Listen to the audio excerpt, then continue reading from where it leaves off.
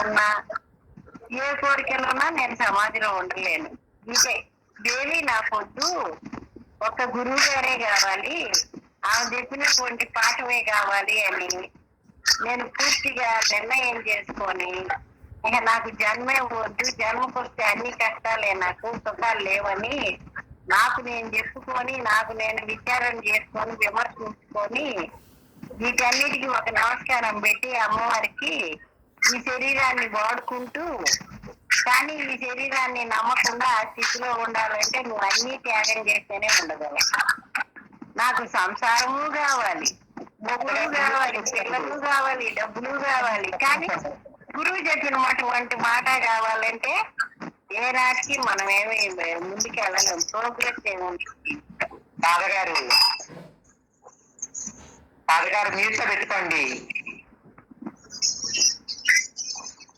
నాకు భగవంతుడు ఒక్కడే కావాలి అని నేను నిర్ధారణ చేసుకొని, నా జీవితం అందుకే వచ్చింది, ఇంకో పని మీద రాలేదు అని నాకు నేను తెలుసుకొని, నాకు నేను గట్టిపడిపోతే కానీ అప్పుడు కానీ నేను ఈ స్థితులన్నీ పొందలేను. అది ఎవరైనా అట్లా చేస్తేనే అట్లా పొందగలడు. ఇప్పుడు చేస్తేనే మానసిక మనసులో అన్ని పెట్టుకొని, అన్నిటినీ పట్టుకున్న మనసు ఒకటే ఉన్నది మనకి. మనసు ఆ మనసుని 100ని పట్టుకుంది అనుకోండి, దానికి శక్తి తగ్గిపోతుంది. ఇప్పుడు ట్యాపులు ఉన్నాయండి, ఓవర్ హెడ్ ట్యాంక్ పైన కట్టాడు, ఇంటి నిండా పంపులు పెట్టాడు, ప్రతి చోట నువ్వు పంపు తిప్పుకుంటూ పోతే ఆ ట్యాంకులో ఏ నీళ్ళు ఉంటాయి? అలాగే నీ మనసుని కూడా నాకు ఇదేమీ వద్దు అని వాటన్నిటిని మానసికంగా వదిలేసి నువ్వు భగవంతుడిని ఒక్కడనే పట్టుకున్నప్పుడే సక్సెస్ పొందుతావు, లేకపోతే మళ్ళీ జన్మే నీకు. అంతే, ఎవరికైనా అంతే, నాకైనా అంతే, మీకైనా అంతే. ఇక్కడ నాగలక్ష్మి గొప్ప లేదు, ఇంకో తక్కువ లేదు. నాకు ఇదే కావాలని నేను పట్టుకొని కూర్చుంటే ఇవన్నీ త్యాగం చేయాల్సిందే, వదిలేయాల్సిందే. నేను గురువు గారే చెప్పారు నాకు, ఒక్క భగవంతుని పట్టుకుంటేనే నువ్వు బయటపడేది అన్నారు. అంతే. చాలా మంది గురువు మీద భక్తి ఉంది అంటారు, భక్తి ఉంటుంది పాపం, ఉండదని నేను అన్నాను. కానీ మిగతా వాటి మీద భక్తే, గురువు మీద భక్తే. ఇన్నిటికి పంచినటువంటి ఆ మనసు భగవంతుడు ఎట్లా ఉంటుంది? అన్నిటికీ ఆ మనసే ఆధారం. ఇప్పుడు భూతత్వం ఉంది, అది ఒకే చోట పెట్టాడు సూర్యకాంతి మీద ఇట్లా, అప్పుడు ఏమవుతుంది? కాలి బూడిదైపోతుంది. ఆ కిరణాలన్నీ ఒకే చోట పడితే, 10 చోట్ల పడితే ఆ కిరణాలు ఏం బూడిదవుతున్నది? మనసు కూడా అంతే. మనసు ఒకదాని మీదే పెడితే నాకు మోక్షమే కావాలి, ఇంకేం వద్దని, ఇవన్నీ ఎవరికి చెప్పేది కాదు. ఇంట్లో వాళ్ళకి కూడా ఎవరికి చెప్పినా అందరిని మళ్ళీ నీ మీద వేరే భావనలు పెంచుకుంటారు. వాళ్ళకి చేసేది చేస్తూ, వాళ్ళతో బాగున్నట్టు నటిస్తూ బయటికి, నీ లోపల నువ్వు ఈ స్థితిలో ఉండాలి. నాయన ఈ జన్మలకు వద్దురా, ఈ సంసారం వద్దు, ఈ శరీరం వద్దని ఎప్పుడు గట్టిగా అదే పట్టుకుంటే ఉడుము పట్టు అంటారే, అట్లా పట్టుకొని ఉంటే నువ్వు బయటపడతావు, లేకపోతే మళ్ళీ గోయిందా. నీ మనసుకి విషయం అందించావంటే ఇక నువ్వు మళ్ళీ నీకు జన్మే, ఏది అందించినా జన్మే. ఇది అంత అనుభవంగా ఏళ్ల తరబడి సమాధి స్థితిలో ఉంటే ఒక 20 ఏళ్ళు 30 ఏళ్ళు వాడికి అర్థం అవుతుంది. ఇప్పుడు మనందరికీ కూడా సమాధి వచ్చింది. సమాధి వచ్చిన తర్వాత కూడా శరీరం అశాశ్వతమని ఉన్నది. సమాధి అంటే ఏంటంటే ఏకాగ్రతే, అక్కడ ఇంకేం లేదు, మళ్ళీ వేరే అనుకుంటారేమో. ఆ పరమాత్మ మీద నువ్వు ఈ సమదృష్టిగా ఉన్నదంతా భగవంతుడేనని సమమైన దృష్టి కలిగి ఉండడమే సమాధి అంటే. ఉన్నదంతా భగవత్ స్వరూపమే, నువ్వు భగవంతుడివే, ఇంకోటి లేదు అని ఎప్పుడు మనసు ఏకాగ్రత కలిగి ఉండడమే, ఒకే దాన్ని దృష్టి పెట్టడమే. అది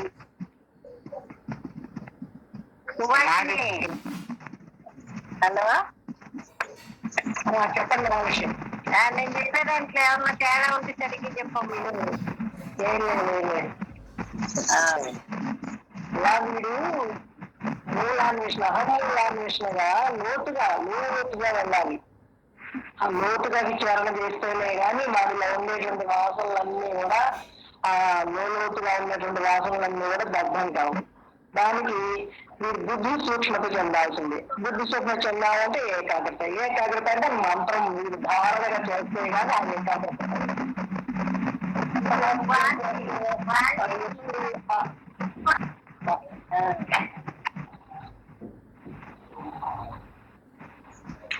అది ఏళ్ళ తరబడి సమాధి స్థితిలో ఉంటే కానీ పాఠం బాగా అప్పుడు కానీ అర్థం కాదు.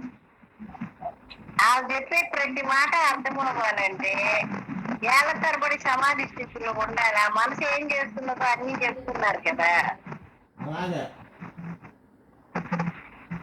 అది ఎట్లా ఉంటున్నదో చెప్తున్నారు. అదంతా అనుభవంగా ఉండాలంటే ఎప్పుడు ఆ ఏకాగ్రతలో ఉండాలి మనసు.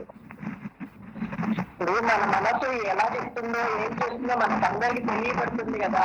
దాని మాటలు ఎక్కడగా ఇక్కడ ఉన్నదంతా పరమాత్మ తప్ప 2 రోజులు ఎదురు వెళ్ళి చూస్తున్నామని చూపిస్తున్నామో జన్మల పాలు చేయడానికి ఈ మాటలు నమ్మాలని ఆ మనస్సుతోటి పోరాడి దాన్ని విచారణ చేసి బ్రహ్మ ఏంటి విశ్వాసంగా వాడికి వాడు చేసుకోవడమే. అదే పురుష ప్రయత్నం అవుతుంది.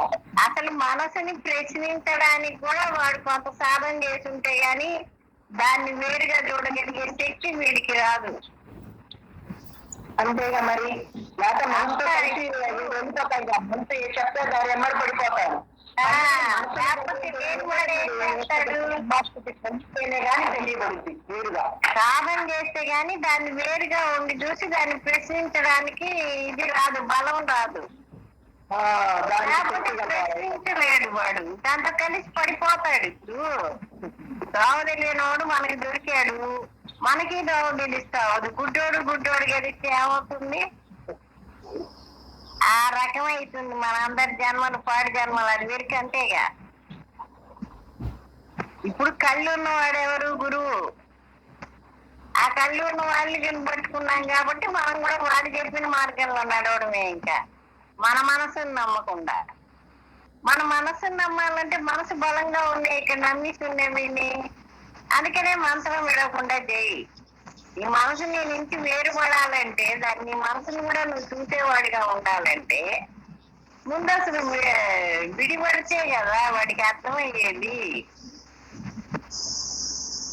లేకపోతే ఎట్లా అర్థమవుతుంది? ఇదంతా అనుభవంగా తెలియబడాల్సింటే ఇప్పుడు చెప్పుకుంటే ప్రతి మాట అనుభవంగా తెలియబడాలంటే ఆ పుస్తకంలో ఆమె ఏం చెప్పారో గురువు గారు, అదంతా నీకు అనుభవంగా తెలియాలంటే నువ్వు ముందు అనుభవం ఉంటే కానీ నీకు అర్థమై చావదు. ఇక్కడ అది బాధ.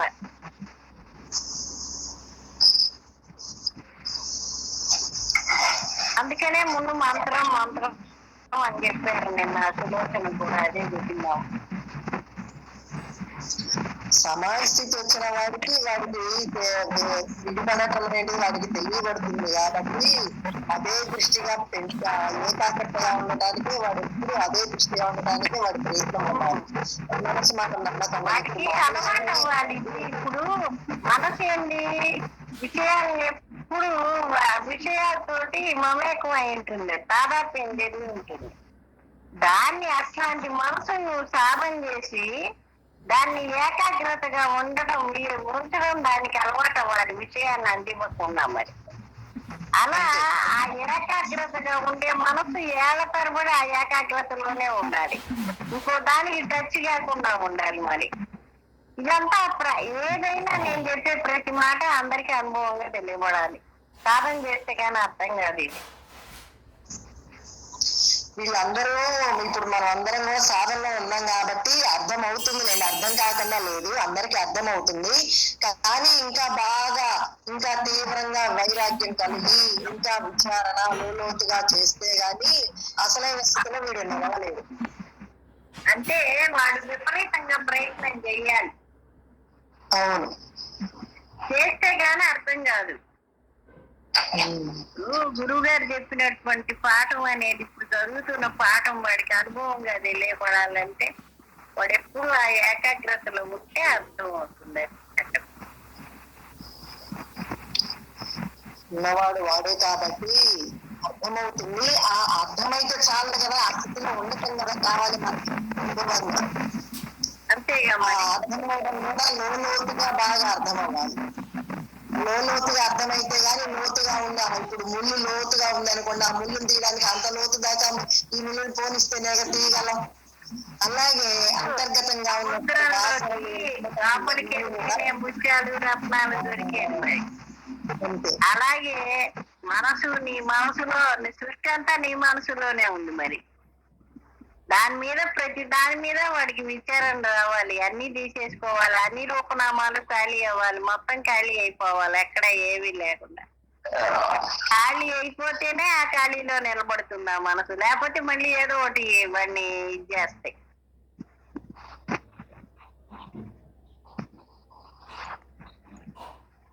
ఉన్నది బ్రహ్మ పదార్థం అని మనందరికీ అనుభవం ఉంది. జగత్తంతా ఉందని గురువు చెప్పినప్పుడు అహం బ్రహ్మాస్మి అని ఒప్పుకున్నాము. అహం బ్రహ్మాస్మి అని ఒప్పుకున్నాము. అహం బ్రహ్మాస్మి అనేది ప్రమాణ వాక్యం. అంటే గురువు దగ్గర మనం ప్రమాణం చేశాం. ఎప్పుడైతే ప్రమాణ వాక్యం అనుభవానికి రావాలంటే మనందరం సమిష్టిగా ధ్యానం చేసి జగత్తంతా నీవే ఉన్నావని చెప్పాడు. చెప్పినప్పుడు అహం బ్రహ్మాస్మి అని శరీరం కదలకుండా కూర్చోబెట్టి మనం చేశాం. ఎప్పుడైతే కూర్చోబెట్టి చేశామో మనలో ఉండేటటువంటి ఏకతత్వాన్ని, అంటే నిర్గుణ తత్వాన్ని చూడగలిగాం. తత్వమసి చేయాలంటే జగత్తంతా నిండినటువంటి అన్ని ఉపాధుల్లో ఉన్నటువంటి అధిష్టానం ఏదో దాన్ని సమిష్టి ధ్యానం చేయాలి. అహం బ్రహ్మాస్మి చేసినప్పుడు కదలకుండా కూర్చొని చేశాం. తత్వమసి చేయాలంటే అన్ని ఉపాధుల్లో వినే శక్తి, చూసే శక్తి, తిరిగే శక్తి, మాట్లాడే శక్తి ఏదో ఆ శక్తిని గురించి ధ్యానం చేయాలి. సర్వేంద్రియాలలో శక్తి ఒకటేనని సమిష్టి ధ్యానం చేయాలి. ఇప్పుడు సర్వత్రా కదిలేది, కదలనిది సర్వజీవరాశులకి ఏది అధిష్టానమో ఆ శక్తి నేనని చేయటం వల్ల అన్నిటి యందు విరక్తిగా నిజంగా ఇవన్నీ లేవని మనం ధ్యానం చేయాలి. మీరు మాట్లాడండి అమ్మా. మాట్లాడండి అమ్మా. మాట్లాడటానికి ఏముంది, నిత్య నిరంతరం ధ్యానం చేస్తే ఇవన్నీ వస్తాయి. అదే చెప్పండి. అటు వాటి ఇటు అనేక రకాలుగా నీ మనసును పంపిస్తుంటే అక్కడ మనం వెన్న వచ్చిందని అంటే నువ్వు ఏకాగ్రతగా చిలికితే దానిలో ఉన్నటువంటి ఆ వెన్నంతా వచ్చి ఉండగా తయారైంది. ఇంక నువ్వు దేంతో పడేసిన కాదు ఆ కథలని పరిస్థితి వచ్చేదాకా నువ్వు నిత్య నిరంతర స్నానం చేయాలి. మరి అదే 10 చోట్లకి వెళ్తే 10 రకాల మనసు తెచ్చుకుంటుంది పాపం, దానికి అలవాటు. 10 చోట్లకి ఎందుకు వెళ్ళాలి? వెళ్ళకపోతే జరగవా? అమ్మ అదే చెప్పారు. 10 చోట్లకి వెళ్ళాల్సిన అవసరం ఏంటి? ఎందుకు వెళ్ళి నిన్న నువ్వు కెలుక్కుంటున్నావు కదా, నువ్వు కెలుక్కోకుండా చక్కగా హాయిగా ఉంటే పర్వాలే ఏంటి? నువ్వు కెలక పడకుండా ఉంటే పర్వాలే. ఆ కెలక ఇంకా దానికి పచ్చిపోయినంత వరకు నేను స్ట్రాంగ్ గా ఉన్నాను అని నీకు తెలియాలి. అసలు గురుగారు ఏం చెప్తారు, నాగలక్ష్మి ఏం చెప్తుంది, పాఠం చెప్పింది. నిత్య నిరంతర ధ్యానంలో ఉన్న నాగలక్ష్మి మాట్లాడు ఎందుకు చెబుతున్నారు? ఏమండి ప్రసూనాంబకారు వచ్చినట్టున్నారండి. ధ్యానంలో ఉన్నాను అని అంటే మాట్లాడాలి. అసలు ఎందుకు అనిపిస్తుంది? ఈ మాట్లాడే జనాల మధ్య మనం ఇప్పుడు బతకాలంటే మనం మాట్లాడాలి. మనం మాట్లాడకపోతే ముక్కు మోసు కూర్చున్నాడు, మాట్లాడటం లేదు అని అంటున్నారు. కానీ మనం ఉన్నామంటే వాళ్ళు ఒప్పుకోరు. తెలియదు, తెలియాలి కదా, వాళ్ళు తెలిసి ఎందుకంటే ఇప్పుడు మనం అంటే అంత ముందు అనుకునేవాడు. ఇప్పుడు అంటాము వాడు ఊరికే కూర్చున్నా కూడా కదలకుండా వాడు ధ్యానంలో ఉన్నాడు అంటాం మనం. అదే కదా, ధ్యానం ఎక్కడికే పోడు, పదకొండ కూర్చోవాలంటే ధ్యానంలోని పరిస్థితిలో వాడు ఉన్నాడు. పని చేసేటప్పుడు అనేకమవుతున్నాడు, అనేకమైనా కూడా వాడు ఏం కాకుండా ఉంటున్నాడు. అది వాడికి మాత్రమే తెలుసు, ఆ స్థితిలో ఉన్నవాడికి మాత్రమే తెలుసు. నిత్య నిరంతర ధ్యానం కావాలంటే ఎందుకు అంతకుముందు అడవులో పోయి ఎందుకు కూర్చున్నారు? ఈ జనజీవనంలో అది గెలవలే వెళ్ళారు వాళ్ళు. కానీ మన గురువు గారు ఇచ్చిన మంత్రం సమాధి, అది నువ్వు ఎక్కడున్నా నువ్వుగానే ఉంటావు. వస్తూ ఉంటాయి వేడికాలు రోజుల్లో అమ్మ చెప్తుంటారే, సెగలిందా అని అడుగుతారు చూసారు. నీ మానసిక పరిస్థితి ఎక్కడికి వెళ్ళినా మన ఉండవుగా.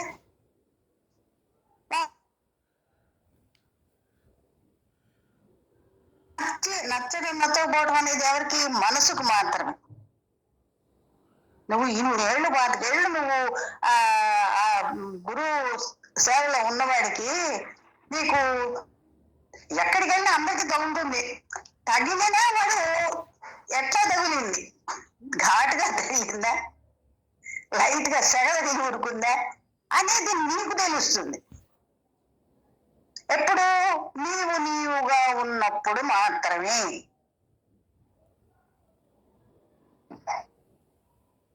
ఎవరు చెప్పినా అదేనమ్మా, పాట నిత్య నిరంతరం చాలా ఉండాలి, నీవు ఎక్కడికి పోయినా నాకు పర్వాలేదు, నాకేం కదలటం లేదు అని అనుకున్న వాడు వెళ్ళచ్చు, తప్పేం లేదు, వెళ్ళాలి కూడా. మరి సంసారంలో ఉన్నప్పుడు ఎక్కడ వెళ్ళాల్సినవి చేయాల్సినవి బోర్డు ఉంటాయి. కానీ అక్కడికి వెళ్ళామంటే ఏదో ఒక ఇది రాకుండా ఉండదు, అది తెగ తగులుతుంది. కానీ దాన్ని చేసుకునే శక్తి వాడికి ఉంది. అంత శక్తి వచ్చినప్పుడు ఎల్లు వదాల్లో. ఇప్పుడు ఎంత ఏది ఎవడు ఏం చెప్పినా నిత్య నిరంతర ధ్యానం ఇక్కడ ఉన్నదా ఒకటి. నువ్వు ఎన్ని రకాలుగా నీకు బాధ కలిగించేటట్టుగా ఉన్నా, బాధ కలిగించకుండా ఉన్నా, ఆనందంగా ఉన్నా, నువ్వు బాధగా ఉన్నా, ఎలా ఉన్నా అదే, ఇంకొకటి లేదు ఇక్కడ. కానీ మనం పేర్లు పెట్టుకున్నాం, ఇది బాధ, ఇది ఆనందం, ఇది ఎగతాళి, మనల్ని ఏదో అన్నారు. ఇవన్నీ మనసుగా పోయేటప్పటికి ఇన్ని ఆలోచిస్తుంది. ఎప్పుడైతే నువ్వుగా ఉన్నావో ఇదంతా ఉన్నదంటే అదే. ఇక్కడ అనేకంగా వచ్చాం కాబట్టి మరి ఇక్కడ అనేక రకాలుగానే ఉంటుంది, కానీ నీకు ఒక్కటిగా ఎందుకు ఉంటుంది? ఉండదు. ఎప్పుడు ఉంటుంది? నీవుగా ఉన్నప్పుడు. అది ఇక్కడ ఏమి బ్రహ్మాండాలు బద్దలైనా కూడా నీలో బద్దలు ఇక్కడ ఉండదు. అది సైలెంట్ అయిపోతాడు, లోపలికి వెళ్ళిపోతాడు. అట్లా లోపలికి వెళ్ళినప్పుడు బయట వాళ్ళకి ఇలా మూడు కూర్చుండే, ఒక్కతే కూర్చుంటుండే, అస్తమానం ఫ్యాన్ వేసుకోదే, ఇవన్నీ అంటుంటారు. వాళ్ళకి అది కనపడుతుంది కదా, పాపం వాళ్ళని అనకూడదు. మనకి ఇప్పుడు డబ్బులు పట్టుకోవడానికి కూడా నాకు పట్టుకోలేకపోతున్నా, పట్టుకొని పెట్టలా. మరి డబ్బులు బాగా పట్టుకో అడుగుతాం. ఇప్పుడు అమ్మ ఏం చేస్తున్నారు కానీ పర్సు ప్రస్తుతం అమ్మగారు పర్సు మీ దగ్గర పెట్టుకోండి అని అంటారు. అంతే, అటువంటి పరిస్థితి మనకు ఉంటే చెయ్యొచ్చు. కానీ మన పని మనం వండుకోవటం, తినడం ఇవన్నీ పెట్టుకుని ఉన్నప్పుడు ఇవన్నీ జరగవు. అట్లా ఉన్నంత నష్టపోయిందే లేదు. వాడి స్థానం వాడికి తెలుసు. తెలియక ముందు అజ్ఞానంలో పడతాడు. తెలిసిన తర్వాత అక్కడ నీళ్లు ఉన్నాయని తెలిస్తే జారుతుందని అందరికీ తెలుసు. తెలిసిన తర్వాత ఏం చేస్తాం? ఆ నీళ్ళలో వెళ్తున్నా కూడా జాగ్రత్తగా కాలు పెట్టి వెళ్దాం. ఇవన్నీ కూడా ఏంటంటే అది అక్కడికి చేర్చడానికి, నీకు ఏకాగ్రత కలగటానికే నువ్వు ఎన్ని ఉదాహరణలు చెప్పుకున్నా నీవు నీ స్థానంలో నీకు మంచి సమాధి రాంది ఇవి ఏవి నీకు అక్కడికి చేర్చడానికి గురువు గారు ఒకటి పెట్టుకొని వాడు పాకుతాడనే దీంతో ఇన్ని రకాల ఉపమానాలు తీసుకొచ్చి నీకు చెబుతాను. ఎవడు చెప్పినా అవే భగవద్గీత. భగవద్గీత చదువుకుంటున్నప్పుడు అమ్మ పాఠమే వచ్చేస్తుంది మనకు అక్కడ. అది అక్కడ అమ్మ పాఠం ఉందా? లేదు. వాళ్ళు వేరు వేరుగా సంస్కృతంలో శ్లోకాలు చెప్తారు. కానీ మనం ఈ పాట వినున్నాం కాబట్టి ఇది కదా దీనికి ఇది కదా అమ్మ చెప్పింది, దీనికి ఇది కదా అమ్మ చెప్పింది అనేది వెంటనే స్ట్రైక్ అయిపోతుంది. అలా అవ్వాలంటే నిత్యం నేనంతా కొన్ని సంవత్సరాలు వాడు అన్ని మర్చిపోయి ఉంటాడు. ఉండాలి, ఉంటేనే. హలో, చెప్పండి అమ్మా, చదివేదా? ఇంకా మీరు చదివితే నేను చెప్పలేనమ్మాయి. సరే చెప్పండి. నమస్తే అమ్మ గురుదేవా. అమ్మ నేను ఆంజనేయుల్ని, హైదరాబాదు. అదే ధ్యానం చేసుకోవడానికి వద్దామంటే మర్చిపోయాను. ఎక్కడో మీరు కాస్త చెప్పండి అమ్మ అడ్రస్. ఏమండి, నేను మా అమ్మాయి వాళ్ళ ఇంట్లో ఉంటాను, మొదటి మాట. తర్వాత వాళ్ళ ఇల్లు ఏవో చేసుకుంటున్నారు, పిల్లల పెళ్లి. అక్కడికి వచ్చి కూర్చోటానికి మీకు ఇబ్బంది. ఖాళీగా ఉన్నప్పుడు చెప్పండి అమ్మ. ఏమండి, నేను ఒక 4 రోజులు ఉండేసి వెళ్ళిపోతా. అదే ఎప్పుడన్నా ఒక రోజు వచ్చి ధ్యానం చేస్తాను. ఒకవేళ సమాధి అనుభవం వస్తుందేమో మీరు చెప్తే. అలా ఏం రాదండి, అది అలా ఏం రాదు. ఎవరి ప్రమేయం లేదు. మిమ్మల్ని మీరు కంట్రోల్ చేసుకోవాలి. మీకు షుగర్ ఉంది, మీరు కంట్రోల్ చేసుకోవాలా లేదా నేను కంట్రోల్ చేసుకోవాలా? షుగర్ ఉంది, మరి ఆ షుగర్ ఎంత తినాలో ఎంత తినకూడదు, ఎంత రేంజ్ లో ఉందో మనకి ఆ రీడింగ్, దాన్ని బట్టి మనం మందు చేసుకుంటాము, చేసుకుంటాం. మీ మనసును మీరు వండర్ వాళ్ళు. మీకు ఎందుకు, మీకేమిటి కాదు. రిటైర్ అయిన వాళ్ళకి మీకేంటి మనసు అంత పరిగెత్తిపోవాల్సిన అవసరం ఏంటి చెప్పండి? అది కాదండి, ఇప్పుడు అహం బ్రహ్మస్మని మంత్రం చేయటానికి మీరు ఎదురుగా కూర్చుంటే ఏమన్నా తరంగాలు వస్తాయేమోనని. లేదమ్మా, లేదు. మరి వరలక్ష్మి గారి దగ్గర పోయి చాలా మంది కూర్చుంటారు. కూర్చున్న వాళ్ళందుకు ఏం కాదు, నీ సంస్కారం నీకే. అంతేనంటారా? సంస్కారం కూతురు కూడా సంస్కారం తల్లికి ఉండదు. మరి సమాధి అనుభవం తెప్పిస్తానంటారేంటండి? ఎదురుగా కూర్చొని ధ్యానం చేయించారు రామనాథం గారని. ఏంటండి, రామనాథం గారు వచ్చిన వాళ్ళ చేత గంటల గంటలు ధ్యానం చేయించి వాళ్ళకి సమాధి అనుభవం ఇప్పించాడంటారేంటి? ఆయనలో పవర్ అంతుంది. అలాగే మీకు కూడా పవర్ ఉంది కదమ్మా, అందుకని అడిగాను. పవర్ అందరిలో ఉందండి, మీలో ఉంది. మీలో ఉంది. మీకు అక్కడ అనేక అడ్డాలు ఉన్నాయి, అడ్డాలు తొలగించుకోండి. అదే అడ్డాలు తొలగించుకొని అందరితో కబుర్లు చెప్పడం, ఆస్తమా దేశంలో అన్ని మనకే అనుకోవడం. రిటైర్ అయినారు కదా, బోల్డ్ మంది ఫ్రెండ్స్ ఉంటారు కదా మీకు పిల్లలు వాళ్ళంతా ఉన్నారా? నాకెవరు లేరండి, నేను బ్రహ్మానుభవం కోసమే ఉన్నాను. అంటే మీరు ఎవరి నేను ఎవరితో మాట్లాడను, అంతా నాకు బ్రహ్మానుభవం. పరమాత్మని పట్టుకోవాలని ఉంది, నాకు కనపట్టాలి ఆ పరమాత్మ. పరమాత్మ కనపడ్డు, మీలోనే ఉన్నాడు. మీరు మీకు ఎట్లా కనపడతారు? అద్దం చూసుకుంటే అద్దాలు చూసుకుంటే కనపడతారు. ఇది అద్దాలు చూస్తే కనపడేది కాదు. నువ్వు అంతర్ముఖం అవ్వండి, అసమానం ఆ మంత్రం చేస్తూనే ఉండండి. మాకు 1/2 గంటలో వచ్చేసింది, మరి మీకెందుకు రాదు? మాకు సంసారం ఉన్నవాళ్ళం, అది మరి మీకెందుకు రావట్లేదు? అంటే మీరేమో అడ్డం మనుషులు బయట వాళ్ళు ఎవరు మీకు లేరు, కానీ అంతరంలో బోల్డ్ ఉన్నాయి మీకు. ఆ అంతరాన్ని ఖాళీ చేసుకోండి. ఆ ఖాళీ చేసుకోవాలంటే నిత్యం ధ్యానం చేయండి. మీకు ఏ మంత్రం తీసుకున్నారో ఆ మంత్రం నిత్య అనుకుంటూ ఉండండి. ధ్యానం చోట కూర్చొని చేయమని అంటలా. ఎప్పుడో 1 గంట 2 గంటల మటుకు పొద్దున్నే లేవంగానే మొహం కడుక్కొని గ్లాస్ మంచిగా లాగేసి కూర్చొని చేసేయండి. మంత్రం మీకు అదే బోల్డ్ చెబుతుంది, అక్కడ కూర్చొని ఏదు, కానీ దాన్ని అంతా నెట్టేసేయాలి. ఎవడి మాట వినొద్దు. వాడి లోపల మనసు అనేకమయ్యి అనేక మాటలు చెప్పి నిన్ను అక్కడి నుంచి లేవ కొట్టడమే అమ్మవారి ధ్యేయం. అమ్మవారంటే ఎవరో లేరు, నువ్వు చేసే పనికి ఆటంకం రావడమే అది అమ్మవారు. కాబట్టి బాత్రూమ్కి ఎలా ఉంటుంది, లెట్రిన్కి ఎలా ఉంటుంది, లేదా ఆకలి అవుతుందంటే లేదా దాహం అవుతుందా, ఇవన్నీ చెబుతుంటుంది. మీరు ఏమి చెప్పినా నేను లేవను, నేను బ్రహ్మని అని అనుకోండి. అందరం అంతకంటే ఏం చేయాలి? ఎవరిలో నుంచి మాత్రం మనకేం రాదు. ఆ శక్తి ఇచ్చినప్పుడు ఆ శక్తి మనకు వస్తుంది. ఆ శక్తి రాకపోతే ఎక్కడుంది వాళ్ళం, ఎక్కడికి వచ్చాం, ఏం మాని. కాకపోతే అందరితో తవలాడటం ఇవన్నీ ఒక్కొక్క పరిస్థితులను బట్టి వస్తుంది. అవి నాటకమే. నాటకంలో ఉన్నవన్నీ జరగాల్సింది. ఇక్కడ నువ్వు ఎంత బుద్ధుడు అయినా ఇక్కడ నాటకంలో అన్నీ జరుగుతాయి. అవేవి మానవు. అవన్నీ చూసేవాడిగా ఉంటుంది. అది చూసేవాడుగా ఉండాలి.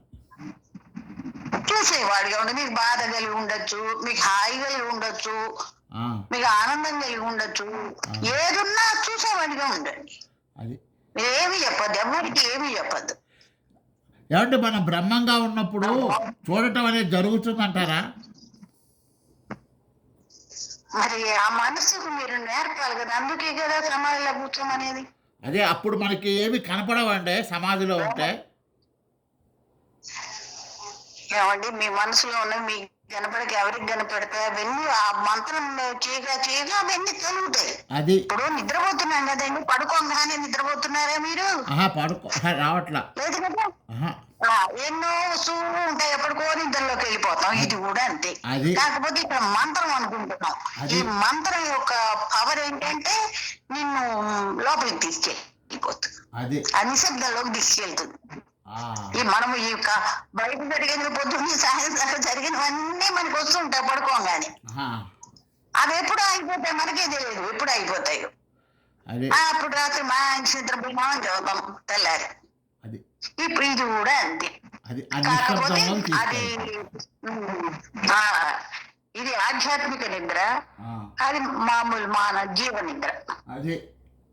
మనం ఆ రోజు నిద్ర దేవుని నిద్ర అయినా కూడా వాళ్ళు చేసేది అక్కడికి. ఎవడు వెళ్ళినా అక్కడికి వెళ్ళాల్సిందే.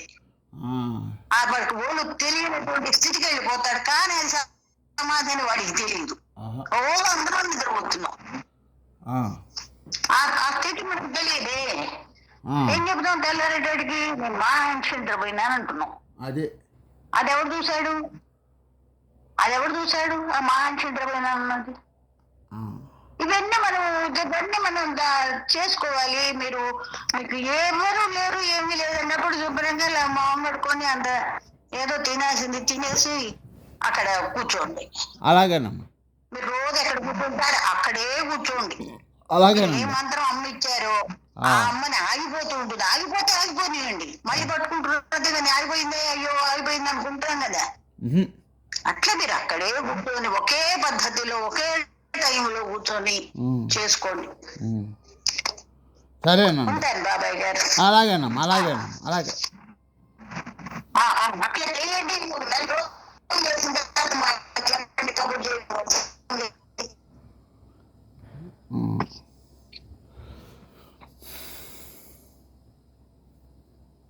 సమస్తాః సుఖినో భవంతు.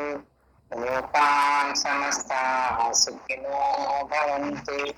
లోకాన్ సమస్తాః సుఖినో శాంతి శాంతి శాంతి.